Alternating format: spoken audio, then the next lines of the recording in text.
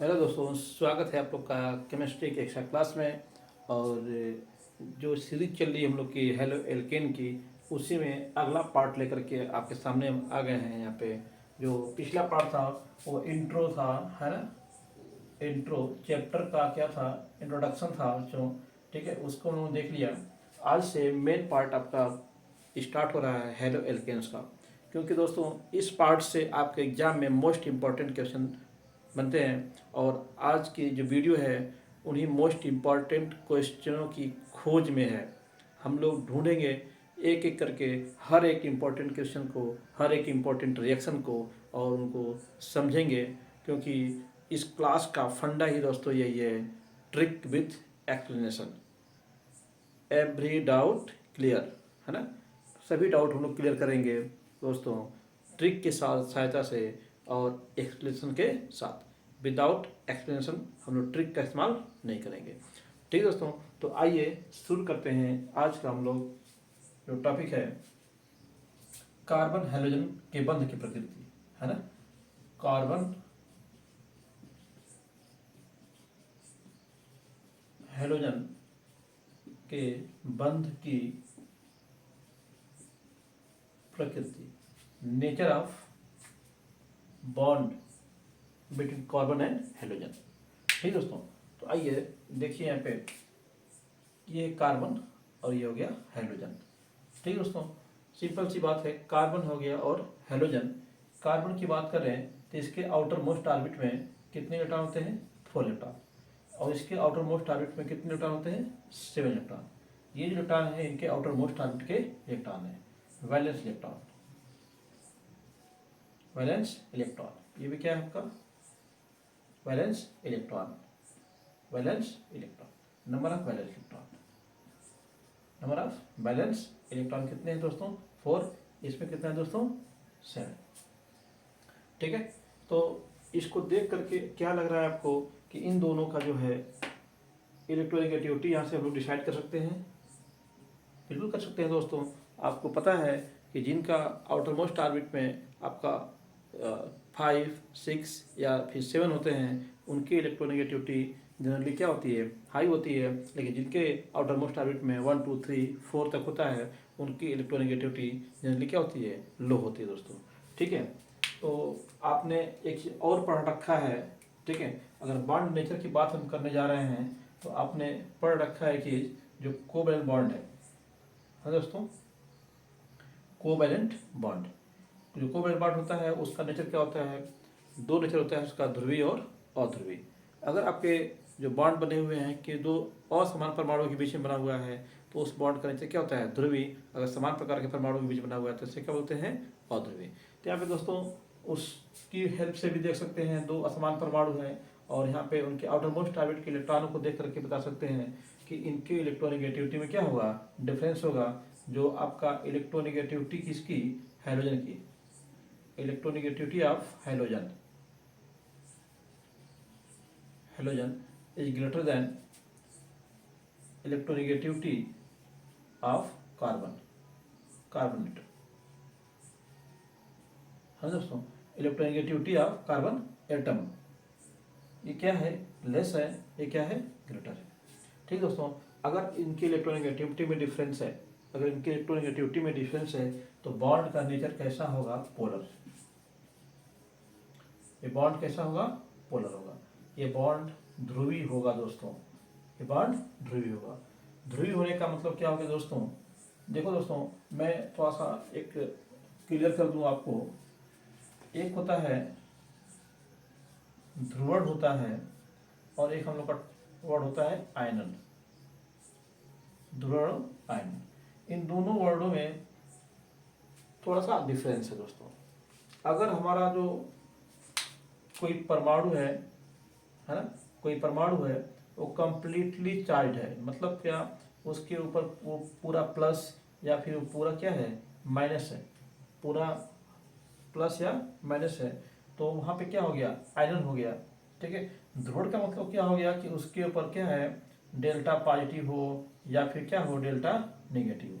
That means आपका जो bonding electron है ए और बी के बीच का, वो कंप्लीटली डिस्प्लेस्ड नहीं हुआ है, जब कम्प्लीटली ये इलेक्ट्रॉन क्या होगा, कम्प्लीटली डिस्प्लेस्ड हो जाएगा किसी के ऊपर, तो यहाँ से क्या हो जाएगा, आपका बी पे निगेटिव मिल जाएगा और ए पे क्या मिलेगा, पॉजिटिव। तो ये जो मिला हम लोग को, ये क्या है, आयन मिले। और ये प्रोसेस क्या हो गया, ये प्रोसेस क्या हो गया, आयनन। प्रोसेस क्या हो गया, आयनन। बट इसी चीज को हम देखें दूसरे तरीके से, तो यहाँ पे आपका ए और बी के बीच में जो बॉन्ड बना हुआ है उसके इलेक्ट्रॉन क्या है, बी की ओर बस जस्ट डिस्प्लेस्ड हो गए, सॉरी, बी की तरफ इलेक्ट्रॉन क्या हो गए, डिस्प्लेस्ड हो गए। तो उस समय आपके बी के ऊपर डेल्टा नेगेटिव आएगा और ए पे कितना आएगा, डेल्टा पॉजिटिव। तो यहाँ पे दोस्तों बॉन्ड ब्रेक नहीं हुआ है, यहाँ पे क्या है, बॉन्ड ब्रेक हो गया है, क्योंकि बॉन्डिंग इलेक्ट्रॉन्स क्या है, किसी एक एटम की तरफ चले गए हैं। ठीक है, यहाँ पे ओनली जस्ट इलेक्ट्रॉन डिस्प्लेस्ड हुए हैं बी की तरफ, ए से डिस्टेंस क्या हो गई, इसकी बढ़ गई है। इस वजह से आपका यहाँ पे आपका ये क्या हो गया, दो ध्रुवों का फॉर्मेशन हुआ है, इसी को बोलते हैं ध्रुवण। क्या बोलते हैं दोस्तों, ध्रुवण। तो वही है, यहाँ पे आपका जो इलेक्ट्रॉन यहाँ पे है वो इलेक्ट्रॉन क्या होंगे, थोड़ा सा हाइड्रोजन तरफ क्या होंगे, डिस्प्लेस्ड हो जाएंगे, जिसकी वजह से इसके ऊपर डेल्टा नेगेटिव और इसके ऊपर क्या आएगा, डेल्टा पॉजिटिव हो जाएगा दोस्तों। ठीक है दोस्तों, तो ये आपका इसके बॉन्ड का नेचर हो गया कि आपका जो बॉन्ड है कार्बन और हाइड्रोजन के बीच में, वो बॉन्ड कैसा है, ध्रुवीय बॉन्ड है। उसके ऊपर दोनों परमाणु के ऊपर क्या है, पार्शियली चार्ज आया हुआ है, निगेटिव और पॉजिटिव का। ठीक है दोस्तों, आइए अब देखते हैं ये बॉन्ड का नेचर क्या सबके लिए सेम होगा, क्योंकि हमारा जितने भी कंपाउंड बनेंगे उसमें आपका यहाँ पे तो कार्बन ही होगा, बट इससे जुड़ने के लिए या तो आपका क्लोरीन हो सकता है, या फिर इससे जुड़ा हुआ फ्लोरीन हो गया, मान लीजिए ये क्या हो गया, क्लोरीन हो गया। ऐसे ये आपका क्या हो गया, ब्रोमीन हो गया। इससे जुड़ा क्या हो गया, ये आयोडीन हो गया दोस्तों। फ्लोरीन भी जुड़ सकता है, क्लोरीन भी जुड़ सकता है और आयोडीन भी जुड़ सकता है। तो अब जानते हो दोस्तों कि इलेक्ट्रोनेगेटिविटी की बात करेंगे तो आपका फ्लोरीन, क्लोरीन, ब्रोमीन की इलेक्ट्रोनेगेटिविटी किस प्रकार से डिपेंड करती है। फ्लोरीन की अधिक होती है, क्लोरीन की उससे कम होती है, ब्रोमीन की उससे भी कम होती है, आयोडीन की सबसे कम होती है। तो यहाँ पे जो ये बॉन्ड जो होगा उसका ध्रुव क्या होगा, अधिकतम होगा।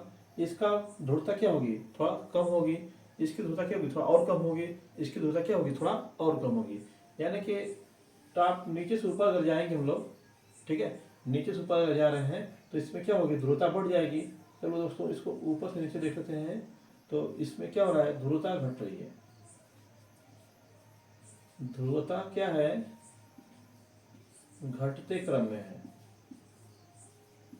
ध्रुवता क्या होगी, घटते क्रम में। टॉप टू बॉटम जाने पे ध्रुवता क्या हो रही है, घटते क्रम में हो रही है। दोस्तों इसका रीजन आप अच्छे से जान रहे हो। दो चीजें, पहला तो इनका इलेक्ट्रोनेगेटिविटी की बात, और उस इलेक्ट्रोनेगेटिविटी की बात कहाँ से आई, इनका जो साइज है, साइज, इनका जो आकार है। जानते हो आकार की बात करें तो फ्लोरीन, क्लोरीन, ब्रोमीन और आयोडीन में आयोडीन का आकार सबसे बड़ा होता है। उसके बाद किसका, ब्रोमीन का, फिर क्लोरीन का, फिर फ्लोरीन का, फ्लोरीन का। तो जिसका आकार सबसे बड़ा होगा दोस्तों, ठीक है, उसकी इलेक्ट्रोनेगेटिविटी क्या होगी, सबसे कम होगी। उसकी इलेक्ट्रोनेगेटिविटी क्या होगी, सबसे कम होगी। ये क्या हो गया, आकार हो गया, साइज का ये उनका बेस्ट हो गया। ठीक है दोस्तों, अभी हम इलेक्ट्रोनेगेटिविटी की बात करेंगे। इलेक्ट्रोनेगेटिविटी की बात करेंगे तो ठीक इसका उल्टा कर देंगे, तो इलेक्ट्रोनेगेटिविटी क्या हो जाएगा, एफ सी एल आपका बी आर, फिर आपका आई, आई सबसे कम हो जाएगा। ये आपका इलेक्ट्रोनेगेटिविटी का उनका ऑर्डर है। इलेक्ट्रोनेगेटिविटी का ऑर्डर हो गया, ऑर्डर ऑफ इलेक्ट्रोनेगेटिविटी हो गया। ठीक है दोस्तों, तो इसका मतलब क्या होगा कि अगर हमारे कार्बन के साथ आपका फ्लोरीन जुड़ा हो, ब्रोमीन जुड़ा हो, आयोडीन जुड़ा हो, कौन जुड़ा हुआ है, उसके अकॉर्डिंग इसकी जो पोलर नेचर जो है बॉन्ड का, वो क्या होगा, इंक्रीज करेगा या फिर डिक्रीज करेगा, इंक्रीज करेगा या फिर डिक्रीज करेगा। तो एक चीज तो ये हो गया। ठीक है दोस्तों, अब देखिए इस बॉन्ड की बात करें और एक फैक्ट लेते हैं हम लोग। एक फैक्ट तो ये आपका फ्लोरीन, क्लोरीन, ब्रोमीन जो आपके हाइड्रोजन है उनके बेस पे हो गया, हाइड्रोजन के आधार पर, हाइड्रोजन के आधार पर ध्रुवता कैसी है, उसकी ध्रुवता अधिक है या कम है।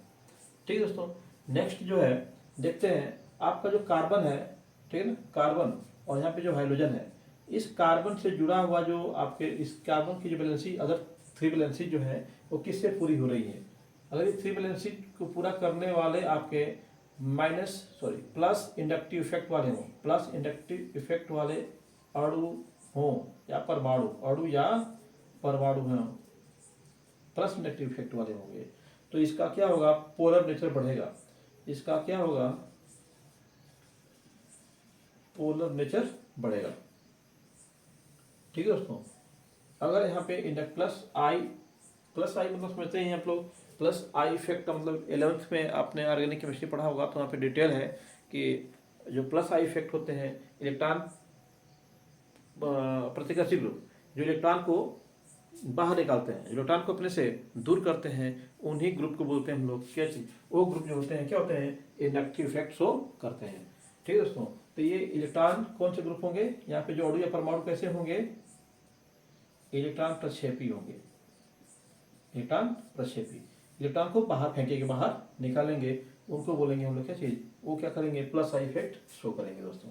ठीक है, तो आपका पोलर नेचर क्या करेगा इनका, अगर ऐसे ग्रुप है तो पोलर नेचर क्या करेगा, इंक्रीज करेगा, पोलर नेचर इंक्रीज करेगा। ठीक है दोस्तों, दूसरा साइज हो गया इनका। आइए बॉन्ड देख लेते हैं हम लोग। जो बॉन्ड है, बॉन्ड लेंथ ऑर्डर क्या है दोस्तों, आपका यहाँ पे सपोज दैट कार्बन है। ठीक है, कार्बन के साथ यहाँ पे फ्लोरीन हो गया, यहाँ पे आपका क्लोरीन हो गया, ये आपका ब्रोमीन हो गया, ये आपका आयोडीन हो गया। तो दोस्तों इनका जो बॉन्ड लेंथ होती है, देख लीजिए, सिंपल सा आप बता सकते हो खुद। आई का साइज क्या होता है, बड़ा होता है। आई का साइज क्या होता है, बड़ा होता है। जो ब्रोमीन होता है उसका साइज क्या होता है, उससे छोटा होता है। क्लोरीन का साइज उससे छोटा होता है। अब फ्लोरीन का साइज क्या है, उससे भी छोटा होता है। ठीक है दोस्तों, तो बॉन्ड लेंथ भी क्या है, उसी क्रम में होगी दोस्तों। ठीक है, फिर से बताते हैं इसको और बेटर तरीके से। ये आपका कार्बन हो गया, ठीक है, और ये आपका देखिए, यहाँ से शुरू करता हूँ, ये आपका आयोडीन हो गया, फिर ये आपका ब्रोमीन हो गया। ठीक है दोस्तों, और ये आपका क्लोरीन हो गया, और ये आपका क्या हो गया, फ्लोरीन हो गया। ठीक है दोस्तों, तो अब आप समझ गए। बिल्कुल देखो, बॉन्ड को मैंने छोटा एक घटते हुए क्रम में लिखा हुआ है, इसका साइज बड़ा होता है, देयरफॉर इनके बीच का बॉन्ड क्या होता है, बॉन्ड लेंथ क्या होती है, बड़ी होती है। इसका साइज ब्रोमीन का आयोडीन से कुछ छोटा होता है, तो इसका बॉन्ड क्या थोड़ा सा छोटा है। क्लोरीन का साइज ब्रोमीन से भी थोड़ा छोटा होता है, तो उसका बॉन्ड लेंथ क्या है, कम है। या फ्लोरीन की बात करें तो उसका साइज सबसे छोटा होता है, तो उसका बॉन्ड लेंथ नियर अबाउट होती है 139 पिकोमीटर। और जो आयोडीन है दोस्तों, उसका बॉन्ड लेंथ हो जाता है सिंपल सा 217 पिकोमीटर। ठीक है दोस्तों, तो ये सबसे कम किसका है, आपका फ्लोरीन का, सबसे अधिक किसका है, आपका आयोडीन का बॉन्ड लेंथ। ये क्या है दोस्तों, बॉन्ड लेंथ हो गया। ठीक है, चलिए बॉन्ड एनर्जी की बात कर लेते हैं दोस्तों। बॉन्ड एनर्जी की, ये किसकी बात हो गई, बॉन्ड लेंथ की बात हो गई। आइए बॉन्ड लेंथ की बात कर ली आपने, अब किसकी बात कर लेते हैं, बॉन्ड एनर्जी की। बॉन्ड एनर्जी की बात करते हैं। तो आपका कार्बन है, ठीक है दोस्तों, कार्बन है, तो यहाँ पे देखिए बॉन्ड एनर्जी का ग्राफ ठीक इसका उल्टा हो जाएगा। यहाँ पे कार्बन के साथ यहाँ पे क्या होगा, ये आपका फ्लोरीन हो गया। ठीक है, उससे थोड़ा छोटा हमने क्या किया, क्लोरीन को कर दिया।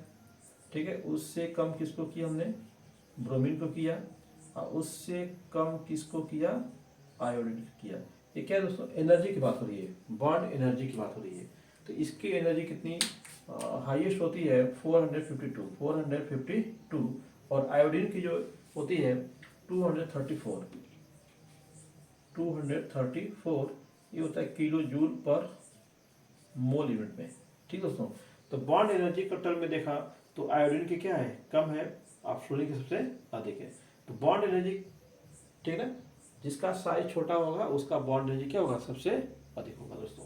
ठीक है, तो बॉन्ड लेंथ के टर्म में और बॉन्ड एनर्जी के टर्म में भी आप समझ सकते हो। अब बताइए कि कौन सा बॉन्ड इजीली टूटेगा और कौन सा बॉन्ड क्या है, मुश्किल से टूटेगा। दोस्तों, तो उसके लिए आपको पता है कि जो बॉन्ड फ्यूजन होता है या फिर बॉन्ड तोड़ने के लिए जो एनर्जी चाहिए हम लोग को, बॉन्ड फ्यूजन एनर्जी, वो क्या होगी, इस बॉन्ड एनर्जी पे डिपेंड करेगी। जिसका जितना एनर्जी ज़्यादा होगा, हमको उस बॉन्ड को तोड़ने के लिए उतना ही अधिक एनर्जी देना पड़ेगा दोस्तों। इसका मतलब क्या हो गया कि हम कर सकते हैं, क्रियाशीलता की बात कर लें तो क्रियाशीलता जो होती है वह प्रोपोर्शनल होती है 1 बॉन्ड एनर्जी के। बॉन्ड एनर्जी, बॉन्ड एनर्जी अधिक होगी, क्रियाशीलता क्या होगी, कम होगी, है ना दोस्तों। जो रिएक्टिविटी है, जो रिएक्टिविटी हम लोग की है, reactivity is greater when bond energy is less. Reactivity अधिक होगी तो बॉन्ड एनर्जी क्या होगी, कम होगी, ठीक है ना। बॉन्ड एनर्जी कम होगी तो रिएक्टिविटी क्या होगी, अधिक होगी। इसी को हम लोग बॉन्ड लेंथ से भी समझ सकते हो, ठीक है दोस्तों। आपका रिएक्टिविटी क्या होगी, रिएक्टिविटी प्रोपोर्शनल टू क्या चीज, बॉन्ड लेंथ।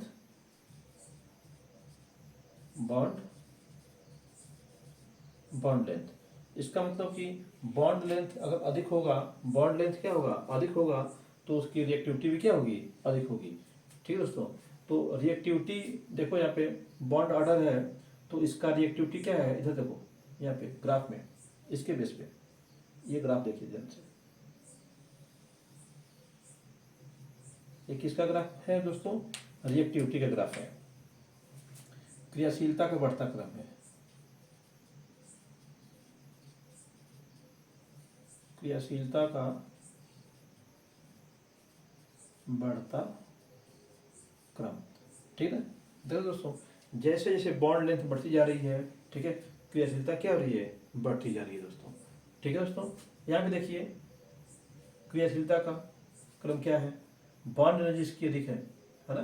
तो ये आपका ग्राफ देखिए, ठीक है दोस्तों। तो यहाँ पे क्रियाशीलता क्या है, बढ़ रही है, क्रियाशीलता क्या हो रही है, बढ़ रही है, किसकी तरफ, आयोडीन की तरफ, है ना। तो ये भी क्या हो गया आपका, क्रियाशीलता का बढ़ता क्रम, ठीक है दोस्तों। इसका मतलब कि जिसकी बॉन्ड एनर्जी अधिक होगी, जिसकी बॉन्ड एनर्जी अधिक होगी उसकी क्रियाशीलता क्या होगी, कम होगी।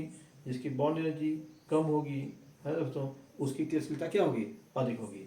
तो ये आपका एक ट्रिक बॉक्स है दोस्तों, ठीक है। मैंने कहा आपसे कि हम लोग बिल्कुल ट्रिकी तरीके से पढ़ेंगे और विथ एक्सप्लेनेशन। तो अब सब कुछ की एक्सप्लेन करने के बाद रिजल्ट जो निकला हुआ है यहाँ दिखाई दे रहा है दोस्तों आपके पास, कि आपका जो पोलराइजेशन होगा बॉन्ड का, तो बॉन्ड कब वीक होगा, कब स्ट्रांग होगा, कब वो मोर रिएक्टिव होगा, कब वो लेस रिएक्टिव होगा, ठीक है दोस्तों। तो ये जो था आपका जो कार्बन और हाइड्रोजन का जो बॉन्ड था, उसका नेचर देख लिया हम लोगों ने, और उसकी रिएक्टिविटी के बारे में भी देख लिया हम लोगों ने, कि कब वो रिएक्टिव होगा, कब वो रिएक्टिव नहीं होगा दोस्तों, ठीक है दोस्तों।